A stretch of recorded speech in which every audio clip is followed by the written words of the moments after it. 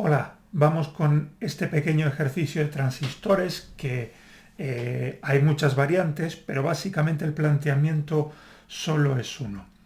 Nos dan este circuito con dos transistores y nos dan los datos de las resistencias y los valores de las betas y nos dicen que los condensadores son de desacoplo y nos preguntan por el estado, el punto de trabajo, el punto Q, de cuál es del transistor T1.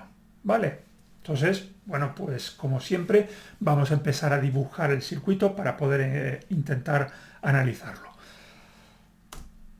Entonces, bueno, quitando todo lo que hay de los circuitos todo lo que hay de componentes después de los condensadores del circuito de desacoplo, nos quedamos con esta versión más sencillita, más que parece más fácil de manejar, que es lo que nos piden para poder encontrar el punto de trabajo, ¿vale? El punto de polarización, ¿de acuerdo? Entonces, fijaos que tenemos ahí el transistor T2, que lo que tiene es el colector unido a la base, ¿vale? Entonces ahí hay un cortocircuito, ya veremos qué implica, ¿de acuerdo? Y ese transistor T2 es el que realmente alimenta la base del transistor T1, bueno, y dos resistores, el R1 y el R2. Bien, pues a partir de aquí lo que nos toca siempre es empezar a ver cositas a base de dibujar primero tensiones y luego corrientes. Entonces, si dibujamos las tensiones, lo primero que podemos ver es que como la tensión entre el colector y la base en el transistor 2, ¿vale? Ahí hay un cortocircuito, eso vale 0 voltios. La suma de tensiones en el transistor tiene que dar 0, pero eso implica que si una de ellas es 0, pues la tensión entre base emisor y la tensión entre colector y emisor, las dos son iguales, ¿de acuerdo? Y como la tensión colector-emisor, tal como está hecho el circuito, la topología, pues está ahí conectado, pues la tensión colector-emisor del transistor 2 va a marcar cómo tiene que ser la tensión colector base del transistor 1. ¿De acuerdo? Que es lo que tengo ahí escrita las ecuaciones. ¿Sí? Bien, esto ya nos marca alguna cosa. ¿Qué nos falta? Bueno, pues nos faltan las corrientes. Entonces vamos con las corrientes y aquí, bueno, me quedó un poco apretado, ya dibujé pequeño, siempre hay que dibujar un poquito más grande y en este caso me equivoqué, dibujé pequeño, pero bueno, vamos a ver, empezando por arriba, ¿vale? La corriente IR1, esa corriente IR1 pasa por el resistor 1, ¿vale? Y se divide en dos, ¿sí? Ahí ya tengo indicado una cosa, ya veréis cómo llego a ella, ¿vale? La corriente que sigue hacia abajo, digamos en sentido descendente, es la corriente de colector 1, que es del transistor 1, que depende de la corriente de base que haya en el transistor 1 y que va a dar lugar, la suma de esas dos, a la corriente de emisor del transistor 1. ¿Sí?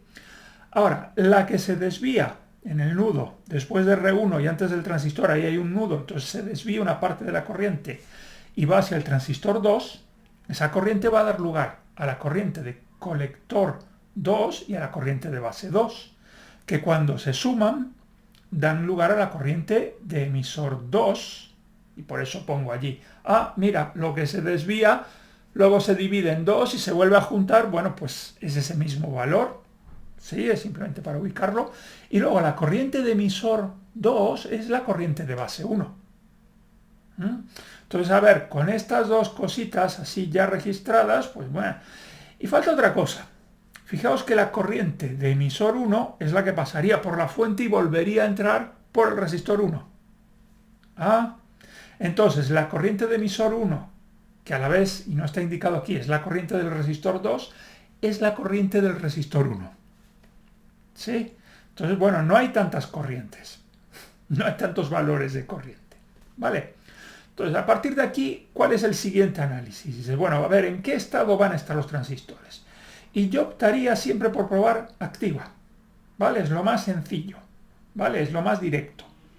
En este caso, si probamos activa, ¿vale? Asumiendo que T1 y T2 están en la zona activa, lo que tenemos es que la tensión base emisor del transistor 1 tiene que ser 0,7 voltios. Y la tensión base emisor del transistor 2 también tiene que ser 0,7 voltios.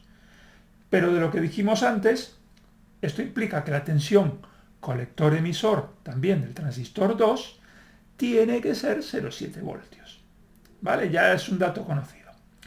Y si nos fijamos en esa malla que queda en el medio de los dos transistores, la tensión colector emisor 2 y la tensión colector base 1 tienen que ser la misma. O sea que eso también vale 0,7 voltios. Entonces, si la tensión colector base 1 vale 0,7 y la tensión base emisor 1 valen 0,7, eso implica que la tensión colector emisor 1 no le queda otra cosa que valer 1,4 voltios, porque es la suma de las tensiones. ¿Sí? Entonces, fijaos que no he hecho ninguna cuenta, simplemente he ido siguiendo el circuito y viendo la suma de las tensiones. A partir de aquí, bueno, pues a partir de aquí ya tengo algunos valores conocidos, lo que me queda es averiguar el resto. Asumiendo, nuevamente, recordad que estamos asumiendo que estamos en activa, ¿de acuerdo? Entonces, si estamos en activa, ¿vale? Aquí ya voy a ir más al piñón, es que la malla grande que tenemos del lado derecho, ¿vale? Nos da que VCC es IR1 por R1 más la tensión colector emisor 1 más la corriente de emisor 1 por R2. VCC es dato del problema, la corriente IR1 no sabemos, pero R1 sí sabemos cuánto vale, la tensión colector emisor 1 ya hemos deducido que vale 1,4 voltios, luego tenemos la corriente de emisor 1 que no sabemos cuánto vale y R2. Entonces a partir de aquí, ¿vale? A partir de aquí, despejando, encontraremos el valor de la corriente de emisor 1. ¿Sí? Yo he despejado la ecuación, ¿vale? No he hecho la cuenta, pero a partir de aquí, si como seguimos suponiendo que estamos en activa, sabemos cuánto vale la corriente de base 1, porque es la corriente de emisor 1 que acabamos de encontrar dividido por beta más 1, y la corriente de colector 1, que es la corriente de emisor 1 partido por beta.